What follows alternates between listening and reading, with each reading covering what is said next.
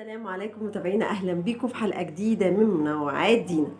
تعرفوا ان احنا اصلا ما كناش بنتكلم لغه عربيه؟ مين اللي ما كانش بيتكلم لغه عربيه؟ دينا وضحي اكتر. قصدي المصريين ما كانش بيتكلموا لغه عربيه.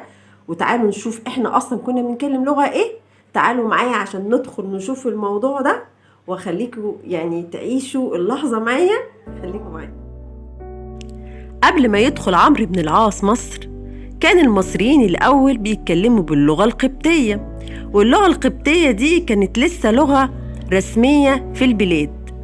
ولما جه دخل عمرو بن العاص مصر، فرض اللغة العربية كلغة رسمية على البلاد.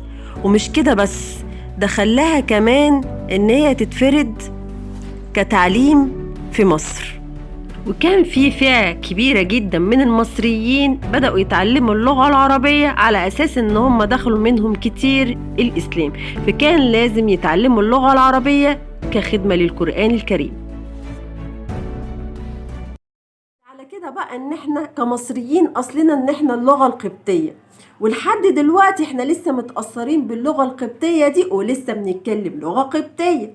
زي إيه يا دينا؟ يعني عندك مثلا كلمة بح يعني خلصت، وعندك كلمة انبوب يعني عايزة أشرب، وعندك كلمة تاتا يعني الحبو للطفل، وعندك كلمة ست اللي هي للمرأة، وعندك كلمة دوشة اللي هو للإزعاج، وعندكم كلام تاني زي كلمة واوا اللي هو الجرح. كل دي كلمات قبطية واحنا مش عارفين، مع انها هي اصل اللغة اللي هي المصرية، الا ان اللغة العربية لا يضاهيها اي لغة، لانها لغة القرآن وكمان لغة رسولنا الكريم صلى الله عليه وسلم.